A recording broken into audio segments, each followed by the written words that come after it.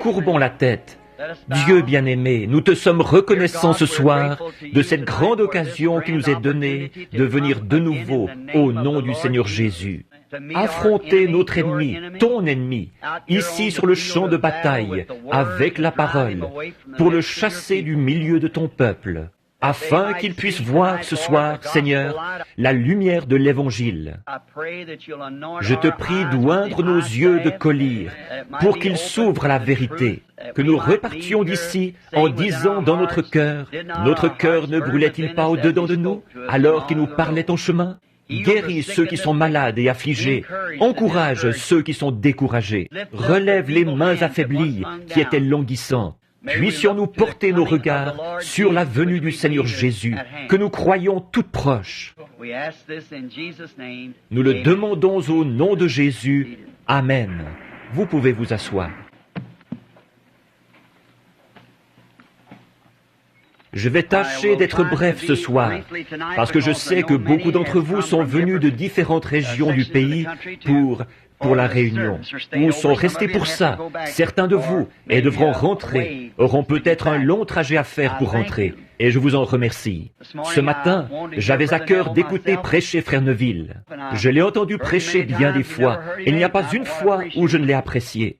Mais le message de ce matin tombait vraiment à point. Je sais que j'ai été conduit du Seigneur à écouter ça ce matin. Vraiment bien. Je comprends pourquoi vous aussi, vous aimez venir l'écouter. Et il vous sera toujours profitable, j'en suis sûr, de l'écouter. J'ai eu quelques entretiens aujourd'hui. J'essaie de me mettre à jour. Ce matin et cet après-midi, j'en ai encore beaucoup à faire. Et c'est Jéthro, je crois, qui a dit à Moïse à un moment donné, il a dit, la charge est vraiment trop lourde pour toi. Alors, nous avons beaucoup de frères ici qui peuvent s'occuper de vos problèmes. Et ce sont tous des problèmes dignes d'attention et des choses dont il faut vraiment s'occuper. Je vous recommande donc notre pasteur, ou frère Mann, et les autres ministres d'ici qui croient comme nous.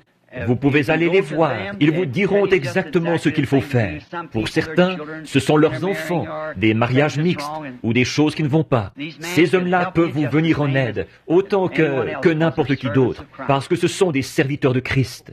Allez les voir, et je suis sûr qu'ils vous apporteront l'aide dont vous avez besoin. Je ne peux pas m'occuper de toutes les demandes. Il y en a tellement, partout où on va. La pile est de plus en plus haute, voyez-vous. Et on voudrait s'occuper de toutes, seulement on ne le peut pas. Mais je ne cesse de prier que Dieu, d'une manière ou d'une autre, arrange tout ça pour vous.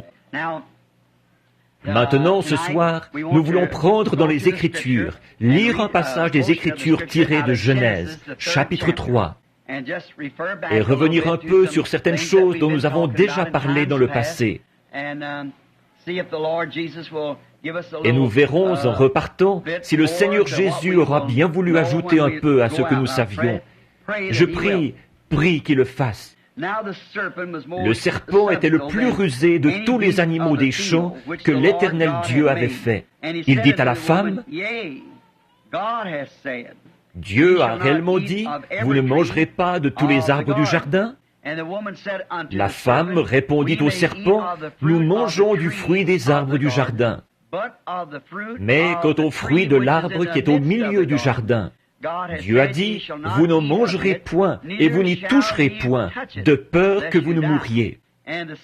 Alors le serpent dit à la femme, vous ne mourrez point. Mais Dieu sait que le jour où vous en mangerez, vos yeux s'ouvriront, et que vous serez comme des dieux, connaissant le bien et le mal. La femme vit que l'arbre était bon à manger et agréable à la vue, et qu'il était précieux pour ouvrir l'intelligence. Elle prit de son fruit et en mangea. Elle en donna aussi à son mari qui était auprès d'elle, et il en mangea. Les yeux de l'un et de l'autre s'ouvrirent, ils connurent qu'ils étaient nus. Et, ayant cousu des feuilles de figuier, ils s'en firent des ceintures. Que le Seigneur ajoute ses bénédictions à la lecture de sa parole. Maintenant, j'aimerais tirer de là mon sujet de ce soir, que j'intitulerai « L'Éden de Satan ». C'est une petite expression assez percutante, ça, l'Éden de Satan. C'est un peu dans le même genre que ce que je disais dimanche soir passé, je crois, quand je vous ai parlé ici du filtre d'un homme qui réfléchit et du goût d'un homme saint. Parfois, avec ces petites expressions chocs, on en arrive à quelque chose. Elle nous incite à étudier, elle vous porte à lire la parole. Et c'est ce que je veux pour toute mon assemblée. L'homme ne vivra pas de pain seulement, mais de toute parole qui sort de la bouche de Dieu. Alors lisez la parole, étudiez-la. Et étudiez-la avec les yeux de Dieu, afin de donner à votre intelligence la compréhension, savoir comment vivre en ce « actuel. Maintenant, de venir ici ce soir, juste pour vous parler, dire, eh bien, je pourrais faire ceci ou cela. J'aime parler avec les gens. J'aimerais même rentrer à la maison avec chacun de vous ce soir. Dieu sait que c'est la vérité. J'aimerais rentrer à la maison avec chacun de vous et prendre le petit déjeuner avec vous demain matin et aller chasser l'écureuil avec vous demain après-midi. Voyez-vous? J'aimerais le faire, mais je ne le peux pas. Et j'aimerais rentrer à la maison avec vous, simplement m'asseoir et parler avec vous, m'asseoir sur le perron après la réunion et prendre le temps de converser avec vous, vous parler de votre bien-être et de Dieu. J'aimerais vraiment faire ça. Aux hommes et aux femmes qui sont ici, Dieu sait que j'aimerais le faire, mais je ne le peux pas. Voyez-vous, on est tellement tiraillés et sous tension. Et en cet âge de tension nerveuse où nous vivons, et je suis moi-même d'un tempérament nerveux. Aujourd'hui, je suis bien décidé, telle chose. Il faut absolument que je fasse ça. Et demain, c'est à 1000 lieues de mes préoccupations. Quelque chose est venu s'interposer, ce qui a fait ceci et cela. Et on a toutes les peines du monde à garder toute sa tête. Mais ce que je cherche à accomplir par-dessus tout, c'est de prêcher l'Évangile à l'Église et faire tout ce que je peux pour honorer Jésus-Christ en ce jour-ci, pendant que je suis ici sur terre et pour le temps qui me reste à vivre sur terre. Je suis venu pour essayer de vous dire quelque chose qui vous aidera. Quelque chose. Je me suis mis à l'étude après être rentré à la maison ce matin. Qu'est-ce que je pourrais dire ce soir, Seigneur, pour aider ces gens? En écoutant ce message puissant de ce matin que Frère Neville nous a apporté au sujet de... J'ai trouvé ça vraiment formidable, ce qu'il a dit là. Le médecin peut établir le diagnostic, mais l'homme qui arrive avec un plateau rempli d'aiguilles, c'est lui qui fait l'injection. Alors, j'ai trouvé que c'était vraiment une petite façon tout à fait savoureuse d'exprimer la chose. J'ai réfléchi là-dessus, le sérum après le diagnostic. Alors, c'est une très bonne chose, ça. Je voulais vous parler de quelque chose, vous apporter quelque chose qui vous éclairerait sur la promesse de Dieu pour cet âge-ci. Voyez? Quelque chose, non pas quelque chose que quelqu'un d'autre a été à une autre époque, mais quelque chose. Et alors que ces choses-là sont très bien, il nous arrive à tous de parler de ces choses. Mais j'ai pensé essayer, à l'aide des passages de l'Écriture que j'ai notés ici, d'attirer votre attention sur quelque chose qui pourrait vous éclairer, vous faire connaître, faire de vous un meilleur soldat sur le champ de bataille où vous combattez en ce moment, afin d'apprendre les tactiques de l'ennemi pour que vous puissiez tout bloquer avant d'être touché. Voyez-vous? Voilà l'essentiel, c'est d'apprendre à éviter les coups autant que possible. Alors, maintenant, considérons pendant quelques minutes, ce grand jour de péché où nous vivons maintenant. Je ne crois pas qu'il y ait jamais eu un jour, d'après tout ce que j'ai lu de l'histoire. Il y a eu des jours de plus grande persécution où partout les enfants de Dieu étaient mis à mort. Mais de voir la tromperie de l'ennemi, jamais nous n'avons connu un jour comme celui où nous vivons maintenant. C'est le jour où la ruse et la tromperie sont plus fortes que jamais. Et quand je vois ça, ce qui me vient à l'esprit, c'est que le chrétien doit être plus vigilant aujourd'hui qu'il ne l'a jamais été dans aucun âge. Bon, si on remonte à l'époque où Rome persécutait l'Église, si un chrétien faisait une faute, on l'envoyait à l'arène et on le donnait en pâture au lion ou quelque chose du genre. Quand on découvrait qu'il était chrétien, qu'il le confessait, mais son âme était sauvée parce qu'il était un croyant en Dieu, d'une foi pure et sans mélange, et qu'il avait volontiers scellé son témoignage par son sang, alors que les veines laissaient s'écouler, ou les déchirures de son corps, que le sang s'en répandait, il laissait monter ce cri, avec une foi si loyale, il disait « Reçois mon esprit, Seigneur Jésus ». Mais maintenant, la ruse du diable maintenant, c'est de faire croire aux gens qu'ils sont chrétiens alors qu'ils ne le sont pas. C'est ça qui arrive. Vous n'avez pas à sceller. C'est un jour de plus grande ruse qu'à l'époque, alors qu'il fallait sceller son témoignage en y laissant sa vie. Le diable a tendu tous ses pièges les plus subtils pour... C'est un trompeur. Et Jésus nous a dit dans Matthieu 24 ce qu'il en serait du jour où nous vivons, le jour le plus trompeur qu'il y ait jamais eu. Tellement proche que cela séduirait même les élus de Dieu, s'il lui était possible de les séduire. Maintenant, comparons quelques passages de l'Écriture ou quelques prophéties dont il est fait mention dans la Bible, qui se rapportent à aujourd'hui. Comparons-les avec le jour où nous vivons maintenant.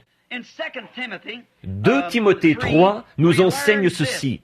Le prophète a dit que de nos jours, il arriverait que les hommes seraient emportés, enflés d'orgueil, aimant le plaisir plus que Dieu. Faites la comparaison, là, pendant un petit instant. Nous allons juste en parler brièvement, parce que nous n'avons pas le temps de tout voir en détail, comme nous devrions le faire. Mais juste pour faire un peu la lumière là-dessus, pour que vous puissiez voir quand vous rentrerez chez vous et que vous étudierez ça. Emportés, enflés d'orgueil, aimant le plaisir plus que Dieu, déloyaux, calomniateurs, intempérants et ennemis des gens de bien. Or, l'Esprit a dit expressément que ces choses-là se produiraient dans les derniers jours. Ce sont ces jours-ci ceux qu'annonce la prophétie. Maintenant, nous lisons aussi dans Apocalypse 14, ou plutôt Apocalypse 3, 14, l'âge de l'église de Laodicée, comment l'église serait dans ce dernier âge.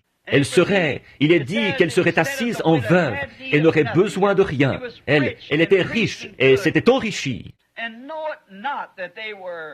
Et elle ne savait pas qu'elle était pauvre, misérable, malheureuse, aveugle et nue. Elle ne le savait pas.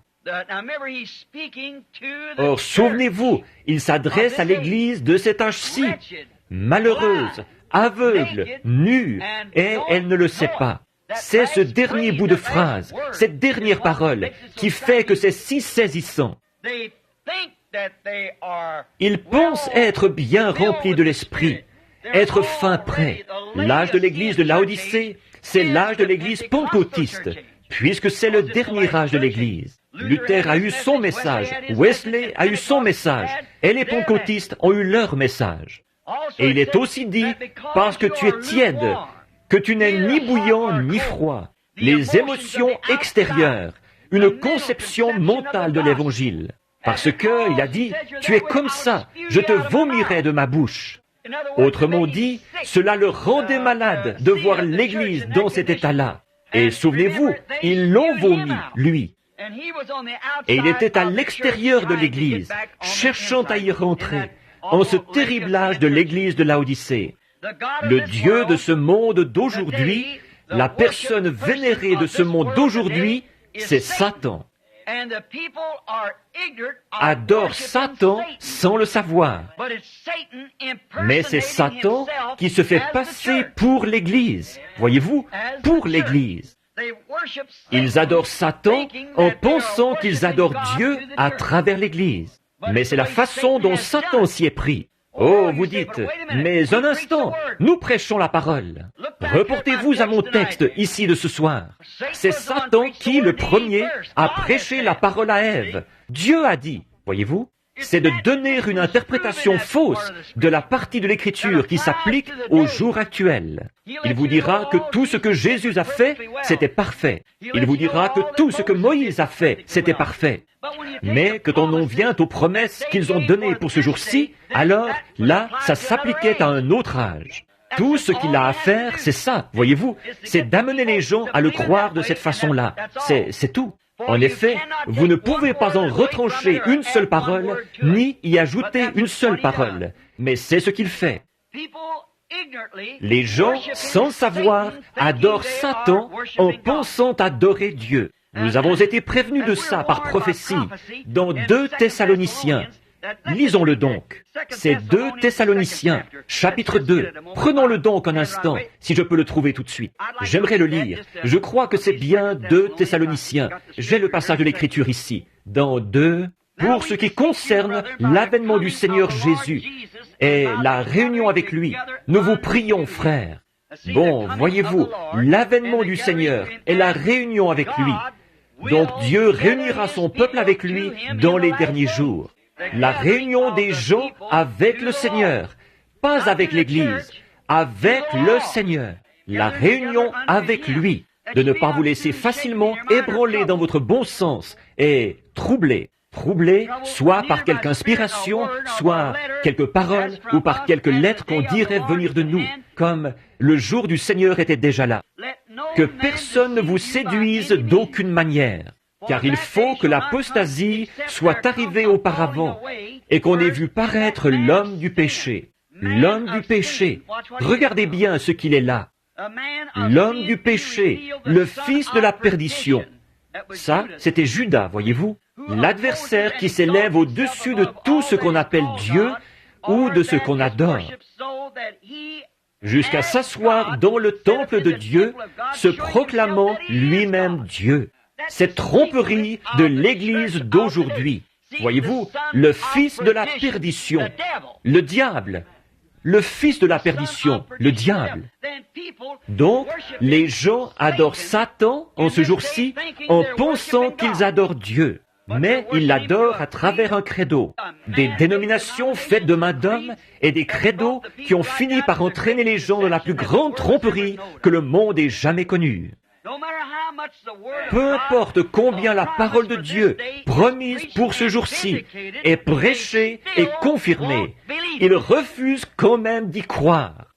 Ils refusent d'y croire. Pourquoi donc? Nous nous demandons pourquoi. Pourquoi est-ce? Pourquoi refusent-ils d'y croire?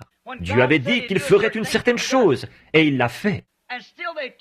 Et même là, ils s'en détournent et la rejettent. Tout comme Ève, elle savait que ce que Dieu avait dit, Dieu le ferait.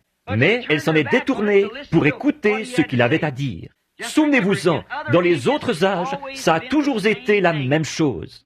Dans chaque âge, ça a toujours été. Satan cherche à pervertir cette parole, en la présentant aux gens de façon à ce qu'ils voient un autre âge. Regardez, quand Jésus est venu, voyez-vous, Satan était installé dans ce groupe de docteurs juifs, de rabbins et de sacrificateurs. Il essayait de leur dire qu'il fallait observer la loi de Moïse, alors que la parole elle-même déclarait que ce jour-là, le Fils de l'homme allait être révélé. Voyez-vous, qu'il allait se révéler. Alors, leurs efforts tendaient vers ça, pourvu qu'ils gardent les gens religieux et assujettis à la loi de Moïse. Vous voyez ce qu'il a fait? Il essayait de leur dire, cette partie de la parole est tout à fait exacte, mais ce n'est pas cet homme, ce n'est pas la bonne personne. Vous voyez comme il est trompeur? C'est vraiment ce jour de grande tromperie. Ça a toujours été, et c'est pareil maintenant. Satan établit son royaume sur la terre. C'est précisément pour ça qu'il agit ainsi. C'est parce qu'il veut établir son propre royaume. Tel un homme d'affaires qui n'est pas chrétien, il va prendre tous les moyens possibles pour vous faire voir une chose de travers. S'il poursuit un but et qu'il a avantage à vous faire agir ainsi, à vous faire voir la chose comme ça, il vous présentera tout ce qu'il peut et vous empêchera de voir la vérité là-dessus, parce qu'il ne pense qu'à lui-même. Peu lui importe combien il peut mentir, tricher et quoi encore, il a un avantage à en retirer. Et c'est pour ça que Satan agit ainsi. Et pour arriver à ses fins, il s'est servi du ministère, comme Dieu l'avait promis. Or, c'est par une séduction religieuse qu'il a commencé en Éden, et depuis, il a toujours continué comme ça. Non pas en formant un groupe de communistes. Les communistes n'ont rien à voir là-dedans. C'est l'Église qu'il faut surveiller. Voyez-vous, ce ne sont pas les communistes qui séduiraient même les élus. C'est l'Église qui séduirait même les élus. Voyez-vous, ce ne sont pas les communistes. Nous savons qu'ils renient Dieu et qu'ils sont antichristes, bien sûr, en principe. Mais l'antichrist, ce n'est pas eux.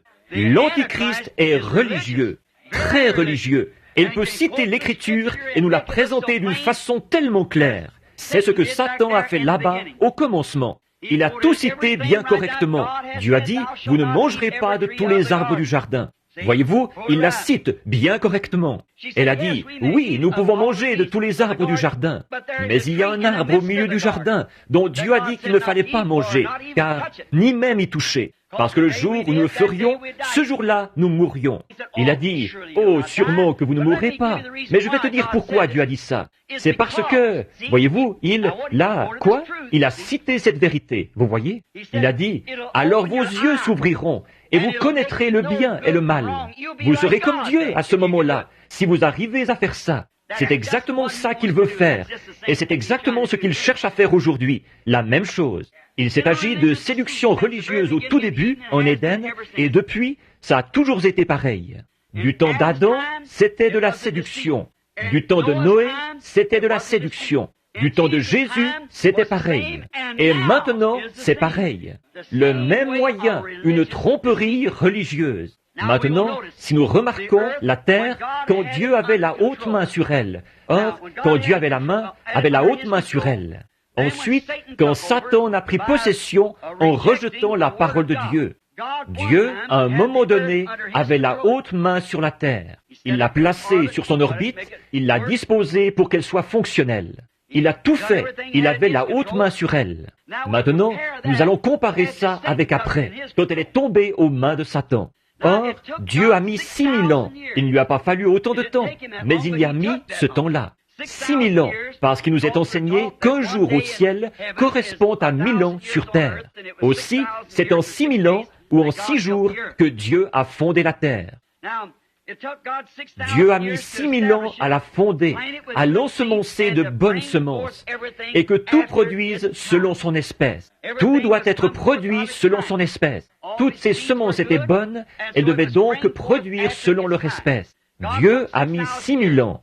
Finalement, quand il a eu terminé, et finalement, le quartier général de la terre a été établi dans un lieu magnifique, situé à l'est de l'Éden, appelé le Jardin d'Éden. Dieu a établi le quartier général du monde dans le Jardin d'Éden, en Égypte. C'est à l'extrémité est du jardin que se trouvait le quartier général. Et comme maître des lieux, il a désigné son fils et l'épouse de son fils pour gouverner tout ça. C'est exact, c'est ce que Dieu a fait. Il leur a confié la direction entière. Il pouvait parler au vent et ceux-ci cessaient de souffler. Il parlait à tel arbre et il se déplaçait d'ici à là. Le lion et le loup paissaient ensemble et l'agneau se couchait avec eux. Le mal n'existait pas. C'était la paix parfaite, l'harmonie parfaite. Tout était parfait. Et quand Dieu avait la haute main sur la terre, et remarquez, il avait vu à ce que son monde, il avait vu à ce que tout y fonctionne bien. Il avait vu à ce que tout progresse bien. Tous se nourrissaient de végétaux. Rien n'allait mourir, rien n'allait se gâter, rien n'allait se perdre. Rien, c'était tout simplement parfait. Et, à la tête de tout ça, il a placé ses enfants bien-aimés, son fils et sa fille, un mari et sa femme, pour diriger. Dieu était tellement satisfait, et il s'est reposé de toutes ses œuvres le 7e jour. Et il a sanctifié ce 7e jour, en a fait son sabbat. En effet, Dieu a contemplé l'ensemble, après avoir mis 6000 ans à modeler et à préparer, à créer tout ça. Il a dressé les montagnes, et par les volcans, il a projeté les montagnes vers le ciel, et toutes ces choses qui ont été produites au cours des éruptions. Il l'a fait sécher, et tout était tel qu'il l'avait disposé. Et c'était un endroit magnifique. Il n'y avait rien de comparable à ces glorieux paradis de Dieu, et les dinosaures gigantesques, et tout ce qui s'y mouvait. Tous les grands animaux, ils étaient inoffensifs. Ils étaient doux comme un chaton. Ils étaient exempts de tout. Pas de maladie, pas de peine, pas un seul germe porteur de maladie sur terre. Oh, quel endroit! Les grands oiseaux volaient d'arbre en arbre. Adam les appelait par leur nom. Et il venait se poser sur son épaule et lui roucouler à l'oreille. Et, oh, quel endroit merveilleux Dieu avait là! Ensuite, il a produit un des attributs qui provenaient de son propre corps. Dieu a des attributs dans son corps. Par exemple, vous êtes un attribut de votre Père. Et si vous remarquez, vous étiez dans le grand-père du grand-père de votre grand-père. Mais là, disons, nous allons nous en tenir à, disons, vous et votre Père. Bon, vous n'aviez connaissance de rien quand vous étiez dans votre Père. Le germe de vie provient du mâle. Le mâle a la cellule de sang. La femme a l'ovule. Donc, Et c'est la cellule de sang qui renferme la vie. Et alors, quand vous étiez dans votre Père, en fait, vous n'en saviez rien. Mais n'empêche que la science et la parole de Dieu prouvent que vous étiez dans votre Père. Seulement, vous n'en saviez rien. Mais votre Père, là, il désirait ardemment vous connaître. Et grâce à son union intime avec votre mère, alors il était donné à votre Père de vous connaître. Maintenant, vous êtes l'attribut de votre Père. Vous lui ressemblez, et certaines parties de votre corps ressemblent à votre Père. Or, il en était de même pour Dieu au commencement. Chaque fils de Dieu et chaque fille de Dieu était en Dieu au commencement. Vous ne vous en souvenez pas en ce moment, mais vous y étiez. Il le savait. Et il voulait que vous existiez sous une forme qui lui permettrait de prendre contact avec vous, de parler avec vous et de vous aimer, de vous serrer la main. Ne voudriez-vous pas que votre propre fils, n'est-ce pas un grand jour quand votre fils rentre à la maison et s'assied à table? Quand il revient du champ de bataille ou quelque chose, couvert de cicatrices? Vous allez préparer le dîner, vous allez tuer le veau gras ou quoi encore, et vous mettre en frais pour lui. C'est votre propre chair et votre propre sang, et il était en vous. À ce moment-là, vous ne le connaissiez pas, mais vous saviez qu'il était là. De même, Dieu savait que nous nous retrouverions ici, mais ce qu'il a fait, il nous a placés dans une chair pour qu'un contact puisse être établi. Afin que lui puisse établir le contact, il est devenu l'un de nous. Quand il est devenu Jésus-Christ, le Fils de Dieu lui-même, la plénitude de la manifestation de Dieu. Donc, c'était ça le dessein de Dieu, d'exprimer ses attributs dans la communion fraternelle. Quand j'étais dans mon Père, je n'en savais rien. Mais quand je suis devenu son fils et que je suis né de lui, j'étais un attribut, une partie de mon Père. Et vous êtes une partie de votre Père. Et à titre d'enfant de Dieu, nous sommes une partie de l'attribut de Dieu qui était en lui, qui a été fait chair comme lui a été fait chair, pour que nous puissions être en communion les uns avec les autres, comme une famille de Dieu sur la terre. Et c'était ça le dessein de Dieu au commencement. Oui, monsieur, c'est ça que Dieu voulait au commencement. Il avait la haute main sur tout. Il a placé l'homme dans le jardin d'Éden et lui a donné le libre arbitre. Il a dit, « Mon fils, c'est à toi. Quel endroit magnifique !» Dieu était tellement satisfait, là, qu'il est allé se reposer de toutes ses œuvres. Aucun arbre ne produisait des épines ou des chardons. Aucune baie ne poussait sur un arbuste épineux. Tout était parfait. Toutes les semences étaient parfaites. Tout était en parfait état. Alors, quand il est allé se reposer un peu, son ennemi est entré en douce avec sa séduction.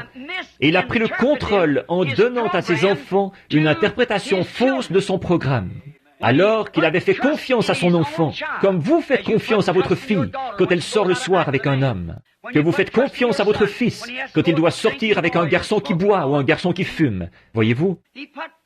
Il avait fait confiance à son fils qu'il ne ferait rien de mal et qu'il resterait fidèle à chacune de ses paroles.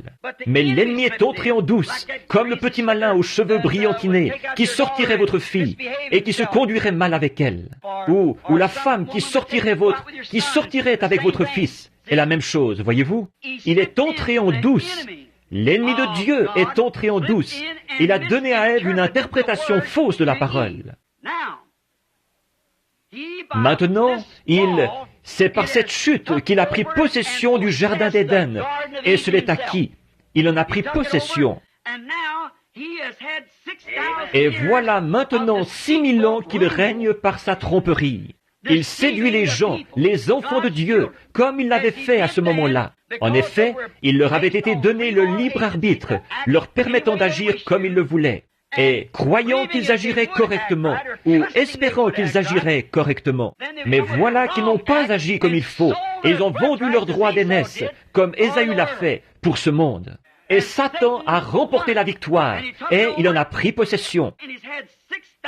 Et il a eu 6000 ans pour construire son Éden, comme Dieu a eu 6000 ans pour achever son Éden à lui. Et c'est par la séduction de la parole, ou des gens, qu'il a maintenant établi son propre Éden sur cette terre, dans le péché.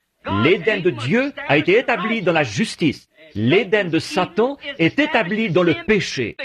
Parce que Satan est le péché. Dieu est la justice. Et le royaume de Dieu a été établi dans la justice, la paix et la vie. Et Satan, il établit le sien dans le péché et le péché religieux. Remarquez la façon dont il s'y est pris pour séduire, sa tromperie. Ça s'est passé comme il l'avait dit.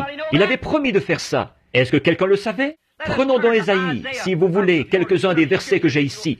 Je devrais en citer plus, je suppose. Prenons Ésaïe, chapitre 14, un petit instant, et voyons ce que Satan avait dit ici, un petit instant.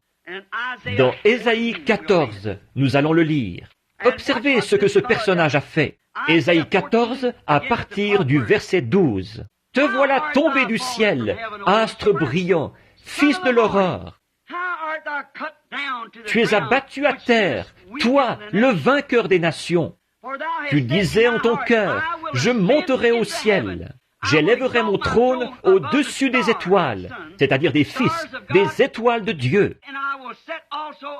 Et je m'assiérai sur la montagne de l'assemblée, l'extrémité du septentrion. Et je monterai sur le sommet des nues, et je serai semblable au Très-Haut. » Maintenant, comparez ça ici avec les autres versets que nous avons pris dans Thessaloniciens tout à l'heure, où il disait, il est assis dans le temple de Dieu, s'élevant au-dessus de tout ce qu'on appelle Dieu, jusqu'à être adoré comme Dieu sur la terre. Voilà le Dieu de ce monde dont je vous ai parlé dans ma prédication de dimanche passé. Le voici aujourd'hui avec sa séduction. Cette heure perfide, ce temps terrible où nous vivons, c'est le temps le plus glorieux de tous les âges, parce que nous avons de nouveau devant nous le grand millénium. Nous avons de nouveau devant nous l'Éden. Par contre, nous sommes en plein dans l'âge où toute la séduction et toutes les tactiques qu'il a jamais utilisées et avec lesquelles il a réussi à séduire, il les a toutes rassemblées et s'est donné plus de force. Et le voici maintenant comme Dieu. Alors qu'il prend la place de Dieu, il est religieux. Il peut citer l'Écriture et vous annoncer l'Écriture exactement comme Satan l'a fait à Ève dans le jardin d'Éden. Mais tout ce qu'il a à faire, c'est d'en mettre une seule partie, d'ouvrir cette brèche, par laquelle la doctrine pernicieuse du diable pourra s'infiltrer, comme le filtre de l'homme qui réfléchit, dont nous parlions l'autre soir. Donc, il a dit qu'il s'élèverait au-dessus du Très-Haut. Il monterait au-dessus des nues et des étoiles, et il s'assiérait là comme Dieu. Il serait au-dessus du Très-Haut. Et il a réussi à mettre ses menaces à exécution. Certainement qu'il a eu énormément de succès à mettre ses menaces à exécution. En effet, dans tous les âges, les gens l'ont laissé déprécier par ses explications la parole de Dieu promise pour cet âge-là. C'est exactement comme ça qu'il s'y est pris. Dans tous les âges, il l'a déprécié par ses explications. À l'époque de Noé, il a expliqué qu'il était impossible qu'il pleuve du ciel, car il n'y a pas de pluie là-haut. Son grand évangile scientifique qu'il a prêché dans le jardin d'Éden, il pouvait envoyer des instruments jusqu'à la lune et prouver qu'il n'y avait aucune humidité là-haut. Seulement Dieu avait dit qu'il y aurait de la pluie. Mais Satan a réussi et il a empoisonné l'esprit des gens par une recherche scientifique qui déclarait que la chose n'était pas faisable. Mais elle s'est faite. Dieu avait dit qu'elle se ferait et elle s'est faite. Effectivement. Maintenant, à l'époque de Jésus, il a fait la même chose. De nouveau, il a empoisonné l'esprit des gens par sa séduction. Voyez-vous, en donnant une interprétation fausse de la parole. Si tu es le Fils de Dieu, maintenant laisse-moi te voir agir en conséquence. Jésus n'a pas fait le bouffon pour lui. Jamais il ne l'a fait. Dieu n'est pas un bouffon. Il n'a pas à exaucer aucune des demandes de Satan. Il n'avait qu'à. Jésus a dit, il est écrit, tu ne vivras pas, l'homme ne vivra pas de pain seulement, mais de toute parole qui sort de la bouche de Dieu. Voyez-vous, il n'avait pas à faire le bouffon à cause de lui. Il n'avait pas à faire du pain. Il aurait pu en faire. Mais il aurait écouté le diable. Alors, il n'avait pas à écouter le diable. De nouveau, c'est le péché religieux, comme au commencement, tellement trompeur. Observez-le bien, là. Il ne s'agit pas simplement du vieux péché de tous les jours, de commettre l'adultère et de s'énivrer, et de prendre le nom de Dieu en vain. Il ne s'agit pas de ça. Non. Vous vous souvenez, il y a des années, beaucoup d'entre vous qui venez ici depuis longtemps, vous vous souvenez de ma prédication quand j'avais prêché sur les désillusions au jugement. La prostituée, elle ne sera pas déçue là-bas. Elle sait où elle s'en va. L'ivrogne ne sera pas déçu là-bas. Le contrebandier d'alcool, celui qui joue à des jeux d'argent, le menteur, le voleur, ce n'est pas lui qui va être déçu, mais c'est cet homme qui pense être dans le vrai. Là voilà la désillusion. C'est cet individu qui est venu dire, « Seigneur, n'ai-je pas prêché l'Évangile? N'ai-je pas chassé des démons par ton nom ?» Jésus a dit, « Retirez-vous de moi, vous qui commettez l'iniquité. Je ne vous ai même jamais connu. » Là voilà la désillusion. Voyez-vous, cette tromperie. C'est ce que je ne cesse de... C'est à cause de ça que je suis si mal compris. Ce n'est pas parce que je veux être différent des autres. Je ne veux pas être différent, mais je dois être honnête. J'ai un message et il doit être transmis aux gens. C'est à cause de ça que c'est si mal compris par les gens. Ils pensent que je suis contre tout le monde. Si seulement ils savaient, je suis pour tout le monde. Et je fais tout ce que je peux pour leur apporter la vérité exactement, comme elle a été placée dans mon cœur, et telle qu'elle a été inscrite dans la Bible, ici. Et Dieu prouve que c'est la vérité. Alors, il n'y a rien à faire. Alors, ou bien il la regarde en face, ou bien non. Voyez-vous, ils ne veulent pas voir ce qu'il en est, parce qu'ils ont déjà tout vendu. Ils ont vendu leur droit d'aînesse à une organisation, à une dénomination, une tentative, leur droit d'aînesse, d'aller au ciel en se reposant sur une religion organisée. Et c'est Satan qui est le chef de tout ça. Dieu n'a jamais eu de religion organisée. Jamais. Et ils vendent tout pour ça. Alors un groupe d'hommes, ils interprètent la parole et déclarent qu'elle veut dire ceci et qu'elle veut dire cela. Dieu n'a pas besoin d'interprète. Il s'occupe lui-même de l'interpréter. Il n'a besoin de personne d'autre pour lui dire comment procéder. Il est souverain. Il a dit de quelle façon il procéderait. Et c'est comme ça. Il doit tenir sa parole. Voici les signes qui accompagneront ceux qui auront cru. C'est exactement ce qu'il voulait dire. Tout ce qu'il a annoncé comme devant se produire, il a annoncé ce qu'il arriverait en ces derniers jours, qu'il allait faire certaines choses, et il les a faites. Il n'a pas à demander à qui que ce soit si c'est le moment ou pas. Il sait quel est le moment et quel est le plan. Maintenant, Satan, ce trompeur, tel qu'annoncé dans Matthieu 24, avec tant de séduction. Maintenant, nous voyons que par ces programmes évangéliques, la connaissance, une meilleure instruction, une éthique supérieure, la civilisation et tout, il a ensorcelé les gens qui veulent servir Dieu au point qu'ils croient à son mensonge. Ève ne voulait pas faire ça, mais il lui a montré qu'elle y trouverait plus de sagesse. Elle ne savait pas, elle voulait savoir. Elle ne comprenait pas, mais elle voulait comprendre. Et Dieu lui avait dit de ne pas chercher à comprendre. Comment pourrais-je comprendre aucune de ces choses? Je ne peux pas les comprendre. Je les crois. Je n'ai pas besoin de les comprendre. Dieu, c'est la foi et non la compréhension. Nous croyons ce qu'il a dit. C'est tout. Maintenant, comparez l'Éden de Dieu avec celui de Satan maintenant. Après ces 6000 ans où il a perverti l'interprétation véritable de la parole de Dieu promise pour l'âge. Maintenant, faisons la comparaison et voyons où nous en sommes. Par exemple, ce qu'il a fait à l'Église à l'époque de Christ, de Jésus.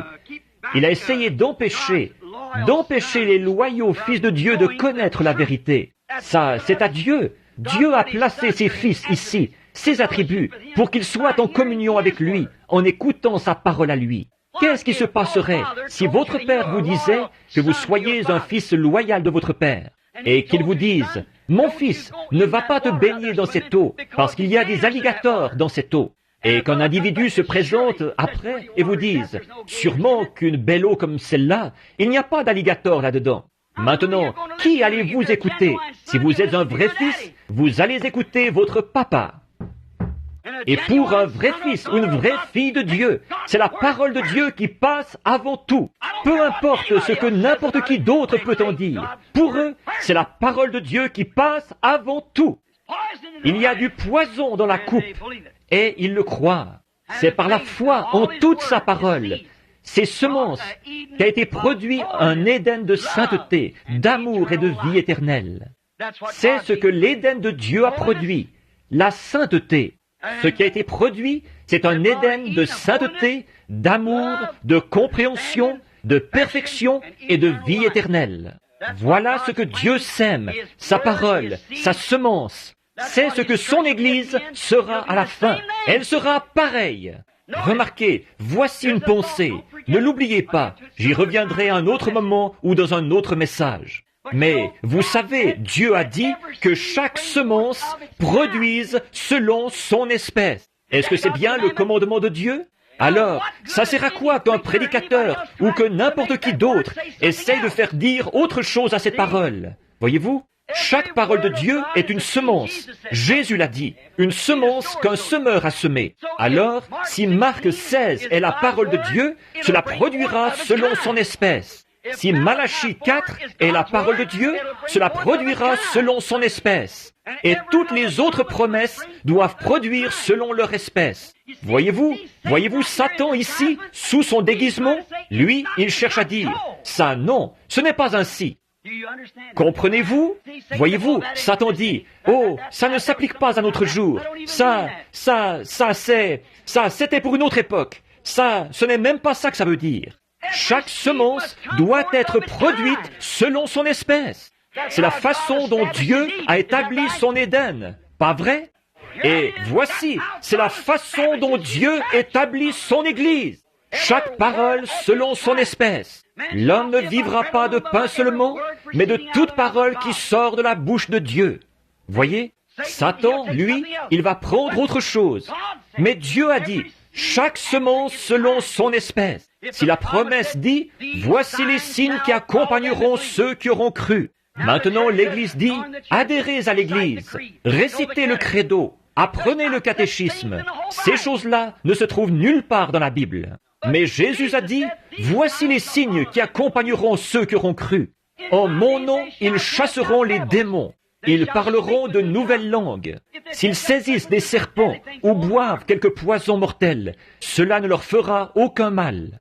S'ils imposent les mains aux malades, ceux-ci seront guéris. Quel est l'homme qui oserait nier cela? Voyez, chaque semence produira selon son espèce. Si vous êtes une semence de Dieu, un attribut, un fils de Dieu, alors la parole de Dieu est semée en vous. Voyez? Et alors, quand vous entendez la parole de Dieu, mes brebis entendent ma voix. Elles ne suivront pas un étranger. Vous saisissez? Alors chaque semence est produite selon sa propre espèce. Or, nous voyons que, comme chaque semence produisait selon son espèce, il n'y avait pas de mort dans cet Éden. Il n'y aura pas de mort dans le nouvel Éden. Voyez-vous? Il n'y avait rien d'autre que la sainteté, la pureté et la vie éternelle. Maintenant, l'incrédulité dans toute la parole de Dieu, c'est ce qui a produit la semence d'impiété dans l'Éden de Satan. Nous arrivons maintenant au point où Satan va occuper son trône comme antichrist dans un Éden de cette terre. Un Éden de péché, de religion pervertie. Il n'a pas commencé en disant « Je suis Satan, je suis l'ange magnifique ». Pas comme ça, mais en pervertissant la parole de Dieu. Et c'est comme ça qu'il a bâti son royaume dans chaque âge. Et maintenant, dans cet âge de grande tromperie, il est prêt à occuper son trône grâce à son peuple. Il s'est bâti un Éden intellectuel, instruit, scientifique. Exact. Des prédicateurs scientifiques, une église scientifique, une théologie scientifique. Tout est scientifique. Tout repose sur la connaissance. L'église entière est bâtie sur la connaissance. Elle n'est pas bâtie sur la foi. Un jour, je suis allé tenir une réunion à l'église d'un certain homme. C'était une grande salle, dans l'ouest, un homme très bien. Il niait ces choses dont nous parlons, mais pourtant je l'aimais bien, un homme très bien, un homme âgé. Quand son assemblée est sortie, il y avait environ 6000 places assises dans la salle. Quand son assemblée est sortie, à la réunion de l'après-midi, environ 1500 personnes. C'étaient tous des intellectuels bien habillés. Je suis resté assis là à les observer. Cet homme avait prêché un très bon sermon. Ensuite, il a demandé si quelqu'un voulait accepter Christ, de simplement lever la main. Et personne n'a levé la main. Et une femme a fini par lever la main. Il a dit, « Très bien, vous êtes chrétienne à présent. » Et il s'est occupé de la faire baptiser. Et puis, quand il est sorti, il a consacré un bébé. Il a embrassé le petit bébé et a fait une prière pour lui et il a laissé partir les gens. Quand son assemblée est sortie, c'étaient tous des gens bien, érudits, instruits. Là, je suis resté tout près pour serrer la main à cet homme et lui souhaiter bonne chance comme il sortait. Et à ce moment-là, mon groupe est entré. On ne pouvait pas les laisser entrer pendant que son groupe était là. Le mien est arrivé en fauteuil roulant, sur des civières, en camisole de force, des aliénés et tout le reste. Vous voyez la différence? C'est ça. Voilà la chose dont je parle, voyez-vous? Voyez-vous, c'est quelque chose de différent. Alors que, par une connaissance scientifique, vous pouvez produire un évangile compréhensible, par lequel vous, celui qui croit en Jésus-Christ, ne sera pas condamné. Voyez-vous? Mais voici les signes qui accompagneront ceux qui auront cru. Voyez-vous? Il omet d'inclure ça. Voyez-vous? Elle a cru en Jésus-Christ. Elle est sauvée. Si ces signes accompagnent la croyante. Et celui qui entend ma parole, pas juste de déchiffrer les mots, pas de l'entendre avec ses oreilles, mais de la comprendre. N'importe qui peut l'entendre. Une prostituée peut l'entendre et rester une prostituée. Voyez-vous? Un ivrogne peut l'entendre. Un menteur peut l'entendre et rester quand même un menteur. Mais celui qui comprend ma parole et qui croit à celui qui m'a envoyé a la vie éternelle. Et voilà, voyez-vous? Et personne ne peut faire ça à moins que Dieu l'ait prédestiné. Jésus a dit, « Nul ne peut venir à moi si mon Père ne l'attire. Et tous ceux que le Père m'a donnés viendront à moi. » Amen. Tout repose dans la souveraineté et la prescience de Dieu. Il vit seul et il n'y a personne qui lui dit quoi faire. Alors, par l'incrédulité, de ne pas accepter toute la parole de Dieu, c'est ce qui a produit une semence d'incrédulité, d'impiété, de péché, de haine et de mort éternelle dans cet âge de l'Église rempli de péché intellectuel. Maintenant, avez-vous saisi? En ce jour-ci, alors que le monde entier est religieux, le saviez-vous? Le monde entier est religieux. Et, en cet âge religieux, des grandes églises à tous les coins de rue. Tout ça aboutit à l'adoration de Satan. C'est ici, en plein dans la Bible. C'est exact. Et ces séminaires de théologie intellectuelle, ils ont produit une personne intellectuelle qui a reçu une formation pour savoir comment parler, quoi faire, comment produire des émotions. Et tout, comme de la psychologie, pendant 3 ou 4 ans, pour savoir traiter avec la pensée d'un homme. Voyez-vous, l'Esprit de Dieu n'est pas quelque chose qu'on reçoit par une formation scolaire. C'est quelque chose qu'on reçoit par prédestination, de la main du Dieu Tout-Puissant. Vous ne pouvez pas recevoir vos expériences par une formation scolaire ou par un apprentissage. C'est par la prédestination, de la main de Dieu, et par la prescience de Dieu que vous les recevez. C'est exact. Donc, c'est ce qui a produit ce grand Éden dans lequel ils vivent actuellement. L'Éden d'un monde ecclésiastique. Les églises s'unissent toutes maintenant dans le grand conseil œcuménique. Elles vont former l'Église mondiale. Toutes vont se réunir sous un seul chef, alors que Satan sera mis sur un trône. Exactement. Et le dernier appel est lancé pour atteindre l'épouse avant qu'elle n'entre là-dedans. Car une fois là-dedans, elle a pris la marque de la bête et est condamnée. Elle n'en sortira jamais. C'est pour cette raison qu'il est dit, « Sortez du milieu d'eux, mon peuple, avant que tout cela aboutisse là-dedans avec lui. » Voyez-vous? Sortez du milieu d'eux et séparez-vous. Donc la haine, la mort et la séparation éternelle d'avec Dieu dans cet Éden. La convoitise, la souillure, la perversion. Comment? En semant la mauvaise semence. Ça me rappelle la vision que j'ai eue avant que je rencontre les pentecôtistes pour la première fois, de cet homme qui parcourait la terre, habillé en blanc. Vous m'avez entendu la raconter bien des fois. Et quelqu'un est venu derrière lui. Il semait des semences de discorde. Mais il a bel et bien remporté la victoire dans Ève, dans le jardin d'Éden, par la convoitise d'Ève pour le péché. La convoitise pour Ève du péché. Donc, si Ève a eu soif de connaissance, c'était un péché. Et nous, quand nous avons soif de connaissance, que nous voulons avoir un doctorat en philosophie, un doctorat en droit, c'est un péché, ça. Ce sont des déclarations fracassantes, mais c'est la vérité. Peu importe combien c'est fracassant, c'est quand même la vérité. Voyez-vous? D'avoir soif de connaissance, de comprendre.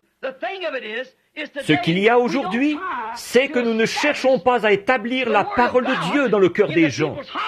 Nous cherchons à nous établir nous-mêmes. Les églises cherchent à établir la doctrine de l'Église dans le cœur de la personne. Nous avons reçu l'ordre d'établir la parole de Dieu. Paul a dit, « Je ne suis pas allé chez vous avec les discours persuasifs de l'homme, afin que votre foi soit fondée sur la connaissance de l'homme. Mais je suis allé chez vous avec la puissance, avec les manifestations du Saint-Esprit, afin que votre foi soit fondée sur Dieu. » Voilà, l'homme ne doit pas s'établir lui-même. C'est ce que nous trouvons parmi que Dieu fasse quelque chose pour une personne et l'envoie, et vous allez voir tous les autres chercher à imiter ça. Voyez-vous, ils cherchent à s'établir eux-mêmes. Chacun, moi, j'ai fait ceci, moi, ma dénomination, moi, ceci. Ils s'établissent eux-mêmes. Quel est le sujet de notre prédication? Nous-mêmes ou le royaume de Dieu? Établir la parole de Dieu. Retirer l'incrédulité du cœur de l'homme et y établir le royaume de Dieu. Et le royaume de Dieu ne peut pas être établi dans le cœur d'un homme, à moins que Dieu ait conçu cet homme ainsi. Il ne peut pas être établi dans... Et souvenez-vous, ce qui est trompeur là-dedans, c'est que l'homme pense être dans le vrai. Il y a telle voie qui semble droite à un homme. Tout être intellectuel semble être dans le vrai. Comme je vous le racontais un dimanche, il y a quelques semaines, quand je me suis tenu près de mon bébé mourant, Satan était là qui me disait, « Il y a ton papa qui est mort dans tes bras l'autre soir. Il y a ta femme qui est étendue à la morgue. Et ici, il y a ton bébé qui s'en va. Et tu lui as demandé de t'exaucer. Il a baissé le rideau devant toi. Maintenant, et pourtant il est un Dieu bon. Et pourtant tu disais qu'il était un guérisseur. Qui soutient ce que tu disais être vrai, tu as tort. Oh, tout le raisonnement, toutes les facultés mentales ne pouvaient faire autrement que de reconnaître que c'était vrai. Et il avait raison, jusque-là. Et il avait aussi raison quand il a dit à Ève, « Vos yeux s'ouvriront et vous distinguerez le bien et le mal. Et vous serez comme des dieux à cause de ça, en distinguant le bien et le mal. » En effet, Dieu ne les avait pas encore laissés se rendre compte qu'ils étaient nus. Alors, il savait qu'ils distingueraient le bien et le mal. Et il avait raison. Mais vous voyez, c'était contraire à la parole de Dieu. Et c'est pareil pour les ministres qui vont dans les séminaires, apprendre une théologie faite de main d'homme. Ça peut sembler vrai, ça peut être une bonne façon de comprendre la chose, mais c'est faux. Nous n'avons pas besoin de la comprendre. Nous la croyons parce que c'est ce que Dieu a dit et ça règle la question pour toujours. Toute la chose, c'est comme ça qu'il faut la croire. Oh, combien Ève avait soif d'avoir un doctorat en philosophie. Voyez-vous, combien elle avait soif d'être plus intelligente qu'elle ne l'était. Remarquez la similitude. L'homme et sa femme. Maintenant, remarquez, l'homme et sa femme, tous deux étaient nus dans le jardin d'Éden, l'Éden de Dieu. Maintenant, je vais conclure. J'avais dit que je ne vous garderais que quelques minutes. Regardez. Observez là, alors que je conclus. Maintenant, comparez ceci. La similitude, l'homme et sa femme qui étaient tous deux dans l'Éden de Dieu, complètement nus, et ils ne le savaient pas. C'est que, pourquoi ne le savaient-ils pas? C'est qu'ils étaient voilés à leur sens de la nudité par le voile saint du Saint-Esprit. Ils pouvaient se regarder l'un l'autre et ils ne savaient pas qu'ils étaient nus. Ils étaient voilés par le Saint-Esprit, la sainteté. Ils étaient voilés. Le voile de Dieu, encore aujourd'hui, peut regarder sans convoiter. Il détourne la tête. C'est un voile saint, voyez-vous, un voile saint. Dieu tenait leurs yeux. Ils étaient tous les deux. L'un était un homme et l'autre était une femme. Et ils ne savaient pas qu'ils étaient nus, parce que la sainteté de Dieu tenait leurs yeux voilés. Remarquez, Dieu les tenait à l'abri de la conscience du péché par le voile saint. J'aurais aimé qu'on ait le temps d'insister là-dessus quelques instants. Regardez bien là, parce que lui, l'adorateur, étant une fois purifié, hébreu, l'adorateur étant une fois purifié, n'a plus aucune conscience du péché. Le péché, c'est du passé pour lui.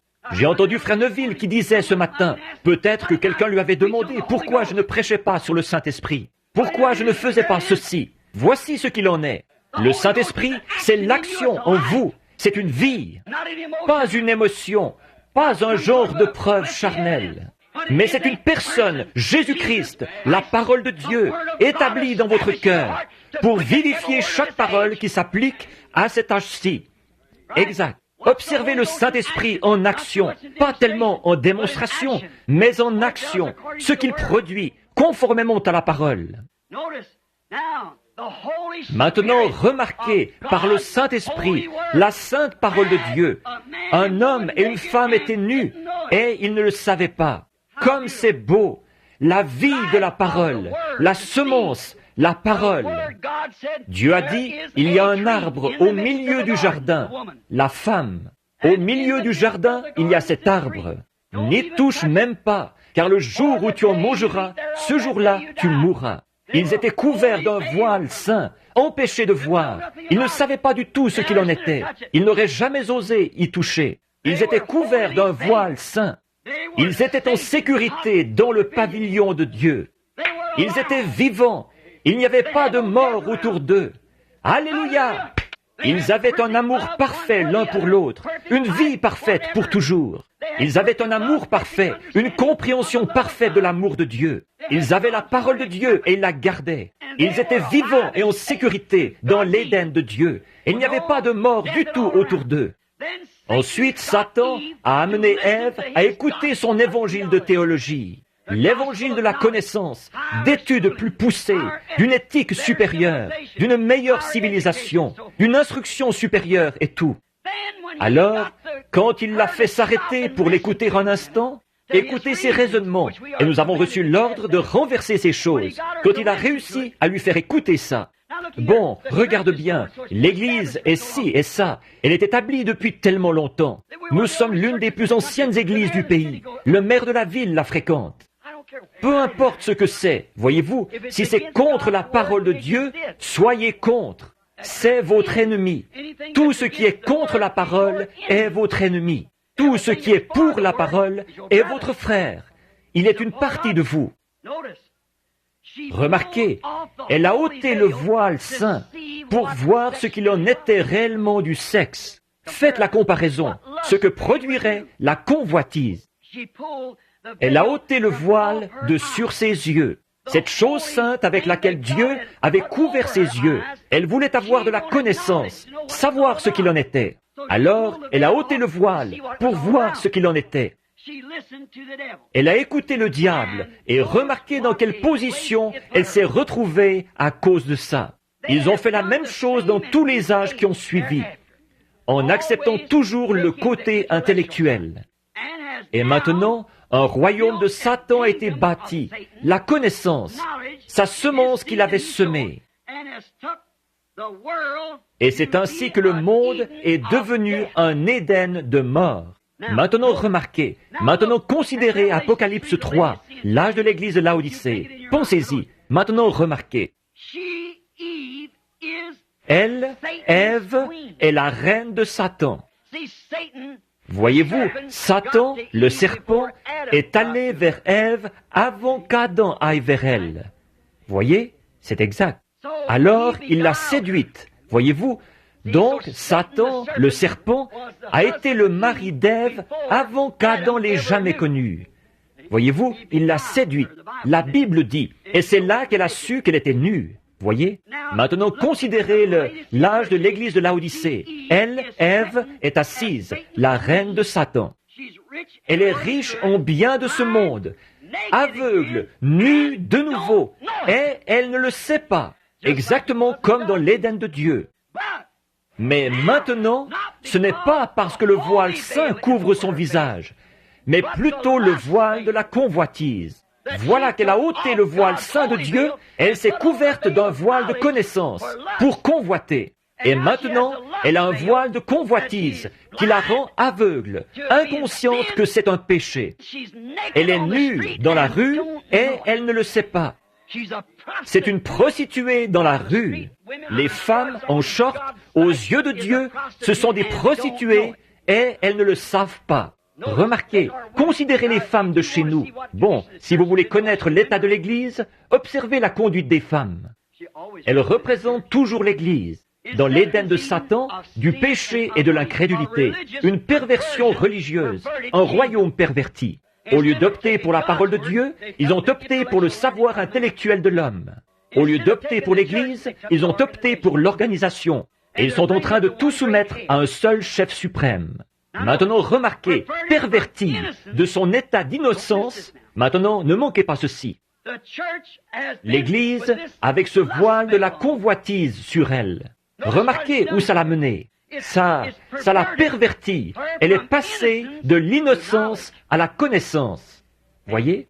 Avec le voile saint, elle était innocente. Avec le voile de la convoitise, elle est connaisseuse. Elle sait que c'est agréable. Elle sait ce que ça procure. Voyez-vous? C'est un fruit, un arbre précieux qui ouvre l'intelligence. Voyez? Elle s'est pervertie en passant de l'innocence à la connaissance, de la sainteté à la souillure et à la convoitise, et de la vie à la mort. Ce royaume doit mourir. Ce royaume va mourir. Le Dieu du ciel l'exterminera de la face de la terre. Remarquez, dans cette perversion, voilà que l'homme est devenu femme et que la femme est devenue homme. Et ils ne le savent pas. Un produit très représentatif de l'Éden de Satan. Si vous regardez dans la rue aujourd'hui, nos gens modernes, remarquez, c'est Ève que Satan a utilisée pour faire pécher Adam par le pouvoir de sa convoitise. Maintenant, c'est pareil. Elle fait la même chose aujourd'hui. Remarquez, les cheveux coupés, le visage fardé, des vêtements sexy. Voyez-vous? Elle fait ça sans savoir que chacune de ces choses est contraire à la parole de Dieu. De se couper les cheveux fait d'elle une femme déshonorante, une prostituée. De porter des shorts la fait tomber en disgrâce. De mettre des robes sexy fait d'elle une prostituée. Et elle ne le sait pas. Ce n'est pas à cause de la sainteté de Dieu, c'est à cause de la convoitise de Satan. Elle pousse son Adam à la convoiter. Elle a ôté les vêtements dont Dieu l'avait vêtu, là-bas dans l'Éden, pour son voyage dans ce désert d'ici. Elle les a ôtés. Elle s'est dévêtue, alors que Dieu l'avait couverte de peau. Elle s'est mise à les enlever petit à petit. Et la voilà revenue comme elle était au commencement. Maintenant, elle a amené son Adam à porter ses dessous. Un homme qui porterait une espèce de petit short efféminé et qui sortirait avec ça, je ne pense pas qu'il y ait grand-chose d'un homme en lui. C'est le plus grand efféminé que j'ai jamais rencontré. Voyez-vous, elle a amené son Adam perverti à agir comme elle. Voyez-vous, à porter ses dessous à elle. Elle a vu ce qu'elle pouvait accomplir là-bas en enlevant tous ses vêtements sauf ses dessous. C'est le short, bien sûr. C'est ça, le dessous féminin. Et là, c'est son Adam qui le porte maintenant. Et selon la parole originelle de Dieu, c'est une abomination pour une femme de mettre un vêtement d'homme. Et pour un homme de mettre un vêtement de femme, d'après la parole originelle. Pensez un peu à ça. Maintenant, le voilà maintenant qui porte aussi une frange de cheveux comme elle. Il les ramène sur son front, il met un bigoudi. C'est bien un des spectacles les plus dégoûtants que j'ai vus de ma vie, de voir de ces jeunes là aujourd'hui avec la frange qui leur descend sur le front, comme ceci, et les cheveux teints, décolorés, avec un genre de solution de peroxyde, ils se décolorent les cheveux et les enroulent sur des bigoudis pour faire une frange. Espèce de grand efféminé. C'est terrible de dire ça du haut de la chair, mais le jugement commence par la maison de Dieu. Vous ne savez même pas si vous êtes homme ou femme. Et il paraît que notre armée américaine va bientôt porter le short. C'est exact. Voyez-vous la perversion? C'est un vêtement de femme. Il porte une frange de cheveux comme elle. L'autre jour, j'étais dans un Howard Johnson, pas celui d'ici, mais un sur la route qui mène à l'extérieur de la ville. Je suis resté assis là complètement stupéfait. Voilà un jeune gars qui arrive avec la bouche ouverte. Il avait les cheveux foncés ici et il les avait ramenés de ce côté-ci. Et il avait mis un bigoudi pour les friser à la hauteur de ses yeux. Il regardait en l'air avec ça sur les yeux. Il se promenait comme ça. A-t-on jamais vu une perversion pareille? Voyez-vous, lui, il ne le croirait pas. Peut-être qu'il pourrait prouver qu'il est de sexe masculin. Mais il a un esprit féminin. Il ne sait pas à quel côté de la maison il appartient. C'est exact. Quelle perversion! C'est ce que Satan fait. Il pervertit les nations, il pervertit l'Église, il pervertit les gens. C'est un trompeur, un pervertisseur de la vérité originelle. Dieu a fait l'homme, homme. Il a fait la femme, femme. Il les a vêtus différemment. Et ce qu'il voulait, c'est qu'ils restent comme ça et qu'ils agissent comme ça. L'une est féminine, l'autre est masculin. Il a séparé Adam dans le jardin d'Éden. C'est ce qu'il a fait. Il a séparé Ève de lui. Maintenant, il porte une frange comme elle. Elle se coupe les cheveux comme lui. Et lui, il essaie d'imiter sa coiffure à elle. Voyez, elle porte ses vêtements de dessus, et lui, il porte ses sous-vêtements. Or, ça a l'air sacrilège, mais je ne le dis pas dans cette intention. C'est la vérité absolue de l'Évangile. Si vous ne le savez pas, alors il y a quelque chose qui ne va pas chez vous. Ou bien vous êtes aveugle, ou bien vous n'êtes jamais sorti dans la rue. Elle pense, et lui aussi le pense, qu'il n'y a pas de mal à ça. Ils s'entendent là-dessus. Les femmes disent, « Eh bien, il fait tellement chaud. » Les vieux Indiens Apaches, là-bas, ils vous feraient rougir de honte. Plus il fait chaud, plus ils mettent de vêtements pour se protéger du soleil. Ça les fait transpirer, et comme ça, ils ont un système de climatisation pendant qu'ils marchent. Voyez, ils restent en plein soleil. Vous ne pourriez pas le supporter du tout. Vous seriez couvert de cloques, vous brûleriez. Mais vous voyez, c'est ce qu'ils appellent une instruction supérieure. C'est ce que la science moderne a produit. Oh là là, la voilà nue, dans la Odyssée, et elle ne le sait pas. Elle était nue dans l'Éden. Voyez-vous la similitude entre les deux royaumes? L'un est celui du péché et de la mort, l'autre c'est la vie et la justice. Là-bas, elle était couverte d'un voile saint. Ils étaient tous deux nus, ils ne le savaient pas. Ils n'en savaient rien, parce qu'ils étaient voilés par l'Esprit de Dieu. Et ici, ils sont voilés par la convoitise, et ils se regardent l'un l'autre pour... Voyez-vous, Adam pouvait regarder Ève, et il ne savait pas qu'elle était nue. Mais maintenant, avec ce voile de convoitise, elle ne se rend pas compte qu'elle est nue, mais elle le fait sous l'empire de ce voile de convoitise, pour que les hommes la regardent. Ça ne peut pas être dans un autre but que celui-là. Vous ne le croyez pas, mais c'est quand même ce que vous faites. Et les hommes regardent. Et en constatant l'étendue de votre pouvoir d'attraction, il s'est mis à porter lui-même certains de vos vêtements. Oh, quelle perversion! Quel âge! Quel temps que celui où nous, comme il est trompeur! Oh, toutes ces choses! Et ils ne le savent pas. Il y a un esprit complètement perverti dans l'homme. L'homme est voilé par la convoitise de Satan et la femme aussi. C'est un esprit satanique d'une grande société. Voyez-vous, ils ne le savent pas, mais ils sont une organisation. Les femmes qui portent des shorts font partie d'une organisation. Les hommes qui s'habillent comme ça font partie d'une organisation. Je vais vous en donner le sigle, BSS, Big Sister Society. Alors, c'est de ça qu'ils font partie.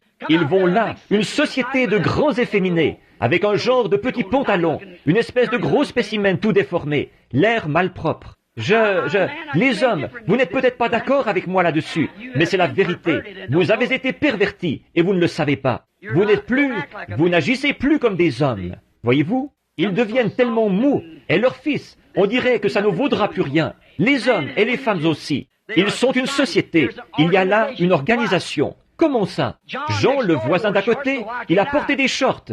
Alors pourquoi pas moi? Louiselle voulait que j'en porte, parce que Jean, le voisin d'à côté, en a porté. Eh bien, si Suzy Jeanne peut en porter, Marthe Jeanne peut en porter aussi, ou Suzy Lou, ou quel que soit son nom, voyez-vous.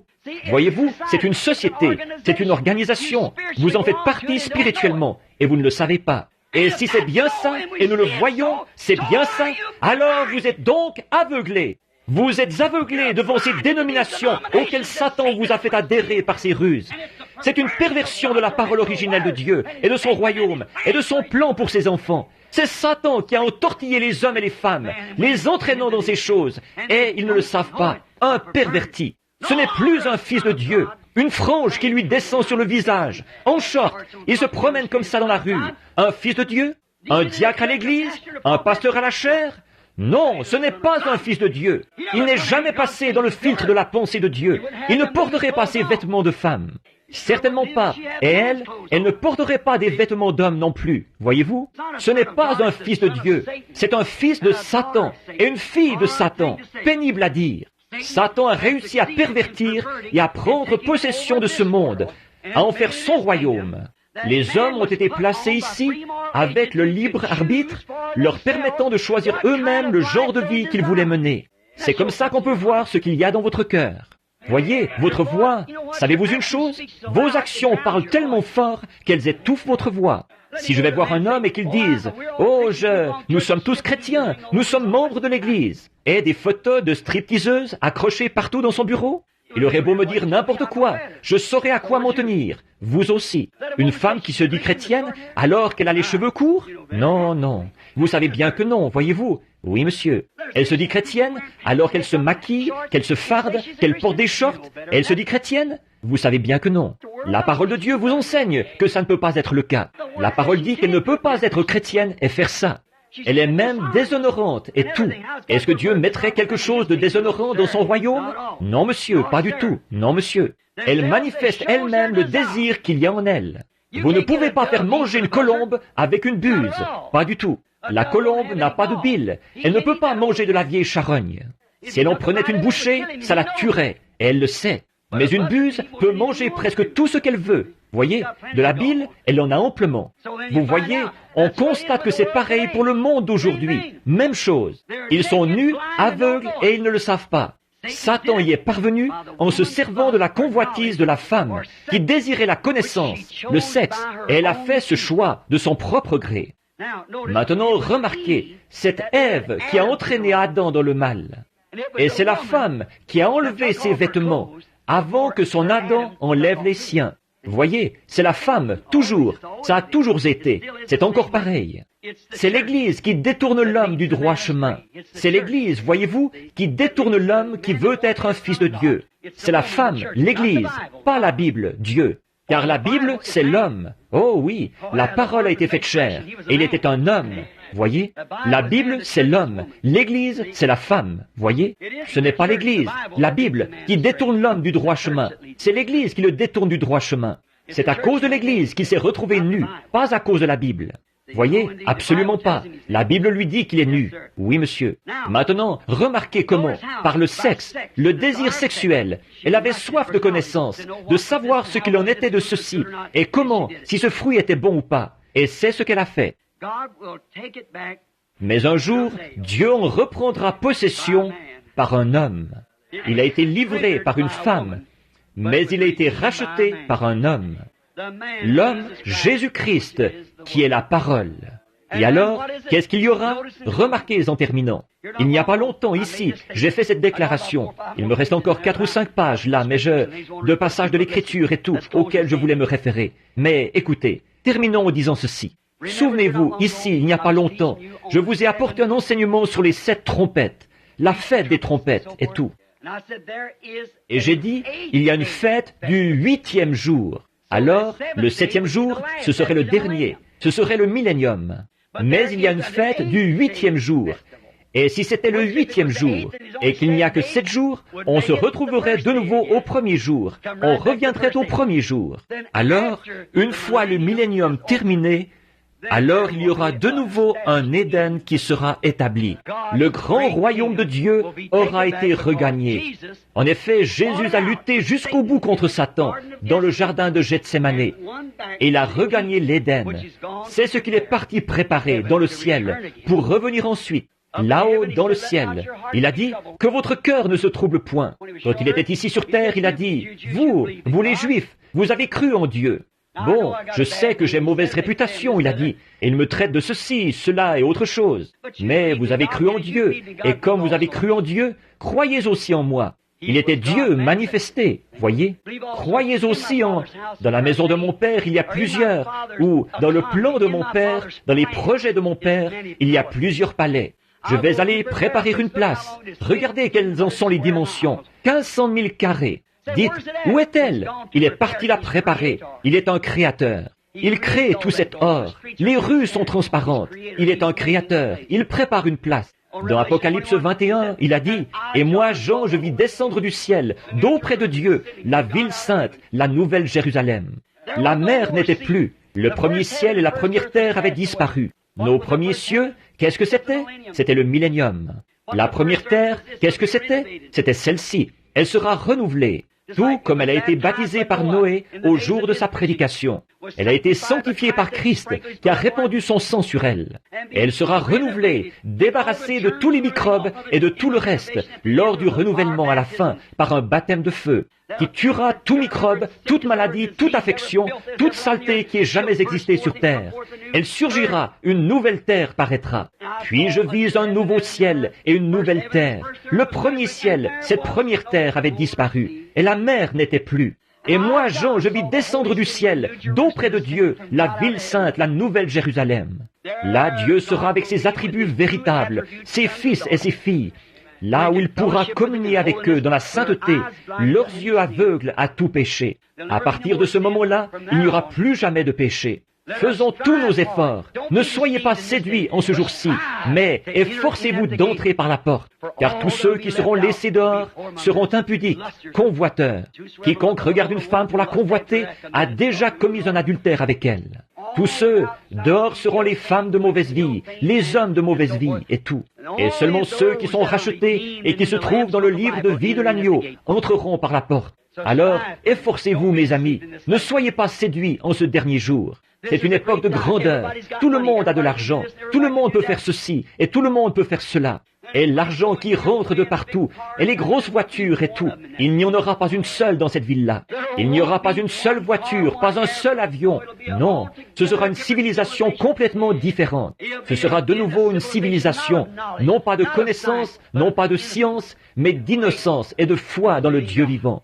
Efforçons-nous d'y entrer. En effet, c'est là mon seul but, c'est d'entrer un jour dans cette ville et de me retourner tout simplement, vous voir venir avec moi, chacun de vous, marchant au pas, alors que nous chanterons « Quand les élus traverseront ». Je veux être du nombre, quand les élus traverseront. Prions. Cher Père Céleste, comme les jours arrivent à leur fin et que nous voyons que c'est tout près, que la promesse est près de se réaliser, nous te prions, Dieu bien-aimé, d'imprimer cela sur nos cœurs pour que nous ne fassions pas d'erreur. Dieu bien-aimé, garde notre conscience pure. Garde nos cœurs voilés, Seigneur, nos yeux voilés aux choses du monde et aux choses vaines du monde, à la vaine gloire que l'on tire à devenir un grand personnage. Peu importe combien grands ils sont, tous les rois, les monarques, les potentats et tout le reste devront périr. Et ils ne ressusciteront pas à la première résurrection.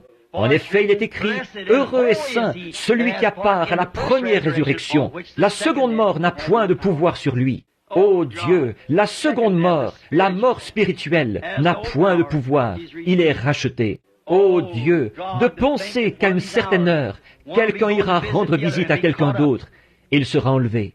De deux dans un lit, j'en prendrai un, et j'en laisserai un. De deux dans un champ, j'en prendrai un, et j'en laisserai un. Ô Dieu, aide-nous à être purs devant toi, Seigneur. Quoi que les hommes puissent penser de nous, quoi que les autres puissent dire.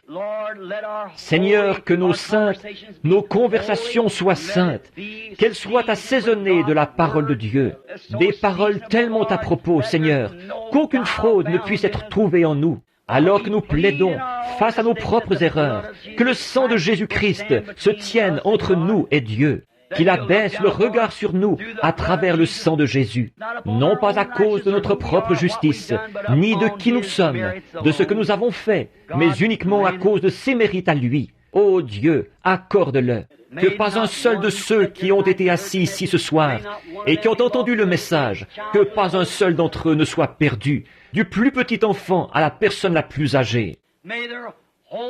Que leur saint désir se porte uniquement vers Dieu et sa parole. Nous ne savons pas à quelle heure il pourrait paraître, ou à quelle heure il pourrait nous appeler à rendre des comptes là-haut au jugement. Nous ne savons pas à quelle heure il pourrait, pour ainsi dire, retirer notre carte du fichier, dire « c'est l'heure de rentrer à la maison, tu dois partir ». Ô Dieu, aide-nous à rester purs, accorde-le Seigneur. Puissions-nous vivre jusqu'à la venue du Seigneur, si c'est possible. Puissions-nous faire tout en notre pouvoir, avec amour et compréhensif, comprenant que Dieu cherche partout dans le monde aujourd'hui pour trouver toutes les brebis perdues. Puissions-nous avoir pour ces gens des paroles assaisonnées de prière, d'amour et de la parole de Dieu, afin de pouvoir trouver cette dernière brebis, pour que nous puissions rentrer à la maison et quitter ce vieil Éden de Satan ici-bas, Seigneur. Celui-ci est bâti entièrement sur la convoitise et les belles femmes, comme le monde les appelle, avec la publicité qu'ils font là. Nous faisons de la publicité. Venez, nous avons besoin de jeunes hommes avec de la confiture sur le visage et de jolies filles en short.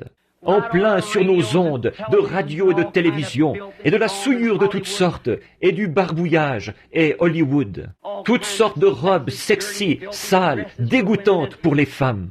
Et les hommes qui se font pervertir, qui adoptent l'habillement de la femme, et qui se coupent les cheveux comme les femmes, et les femmes comme les hommes. Ô Dieu, quelle heure terrible que celle où nous vivons.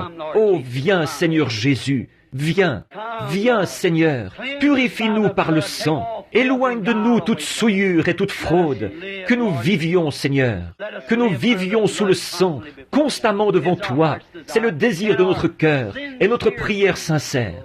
Dieu bien-aimé, posé sur cette est où c'est la chair ce soir, où l'évangile a été apporté. Seigneur, des mouchoirs et des petits paquets destinés à ceux qui sont malades et affligés ont été posés ici.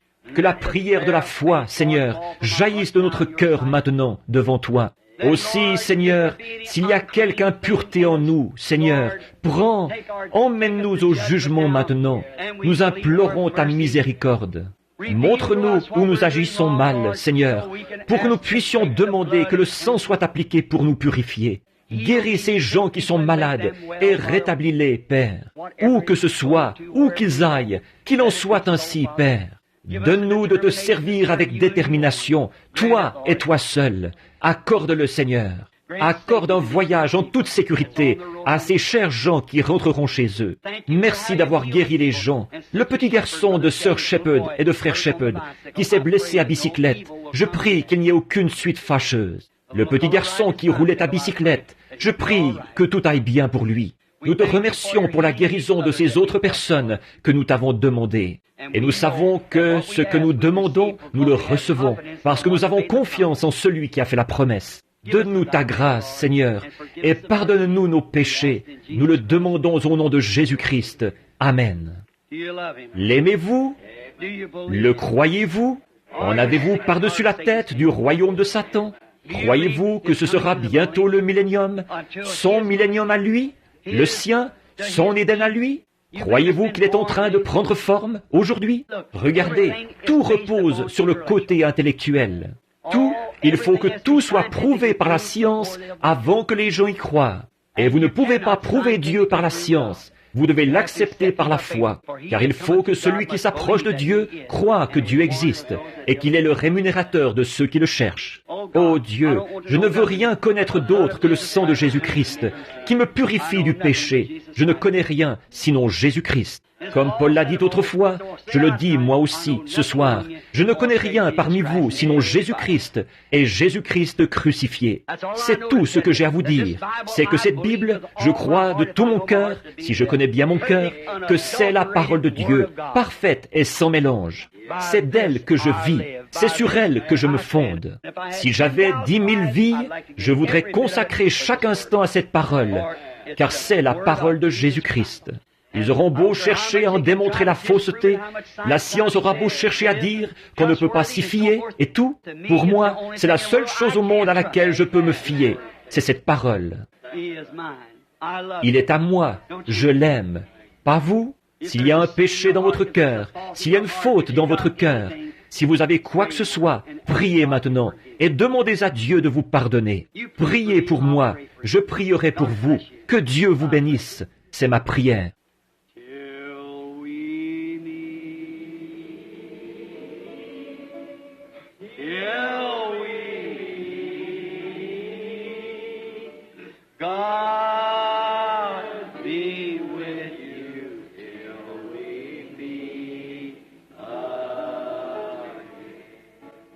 Vous aimez-vous les uns les autres? Jean a dit, petits enfants, aimez-vous les uns les autres. Aimez-vous les uns les autres, car l'amour couvre une multitude de péchés. Maintenant, serrons-nous la main les uns les autres.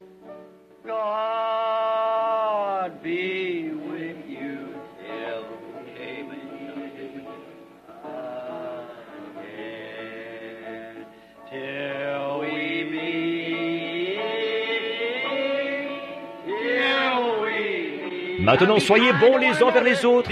Soyez bons vers tout le monde. Conduisez-vous correctement vers votre prochain. Demeurez sans tâche jusqu'à ce que Jésus vienne.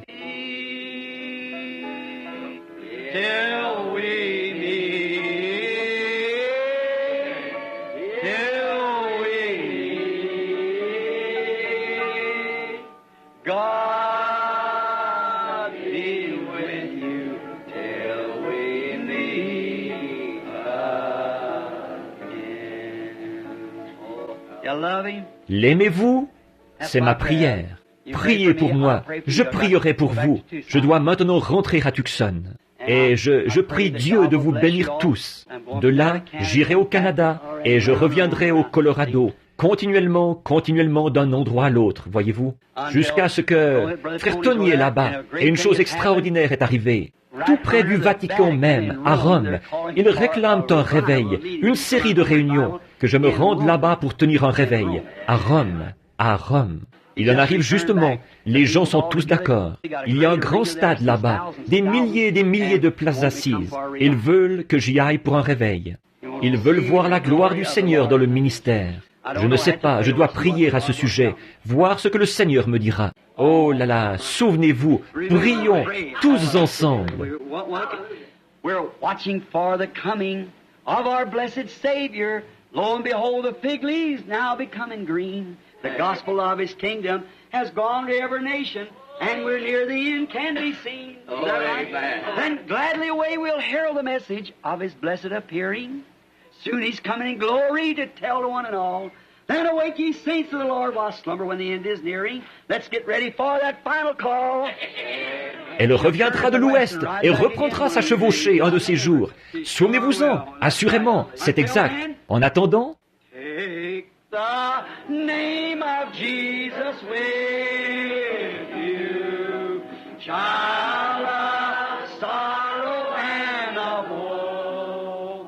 It will joy and comfort give you. Take it everywhere you go. Precious name, oh how sweet, oh power and joy of heaven. Precious name, oh how sweet, oh power and joy of heaven. At the name of Jesus bowing, falling prostrate at His feet. King of kings in heaven will crown Him. For when our journey is complete, precious name, oh how sweet, oh power and joy of heaven. Precious name, oh how sweet, oh power and joy of heaven. maintenant le dernier couplet. Chantons-le avec nos cœurs inclinés, maintenant. Revêt-toi du nom de Jésus comme d'un puissant bouclier. Et quand les tentations surviennent, ces choses du royaume de Satan, voyez-vous, murmure simplement ce saint nom en priant. C'est tout. Ensuite, éloignez-vous. Ça marche. Je l'ai essayé. Maintenant, croyez-le simplement, parce que ça va marcher. Murmurez simplement son saint nom en priant. The name of Jesus with you as a shield from every snare. When temptations round you, yeah, what do you Vous faites alors? Just breathe in holy name and breath. The veil will come over your face and precious name, oh how sweet, oh Father.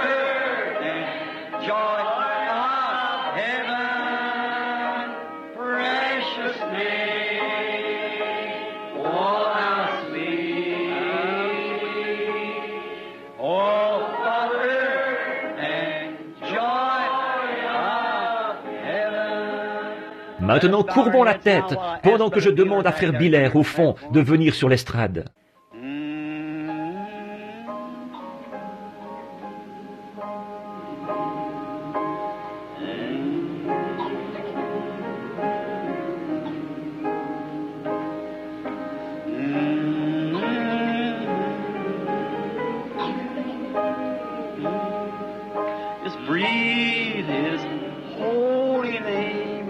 Si vous voulez bien terminer, Frère Biller, si vous voulez bien terminer par la prière ce soir. Precious name, hope of earth and joy of heaven. Precious name, oh how sweet. Hope of earth and joy. Maintenant, alors que nos têtes sont inclinées et que nos cœurs sont inclinés, Frère Biller, l'un de nos associés ici, Frère Estel Biller, un frère chrétien très bien, un homme loyal. Je vais lui demander de bien vouloir terminer la réunion ce soir par la prière. Que Dieu vous bénisse, Frère Biller.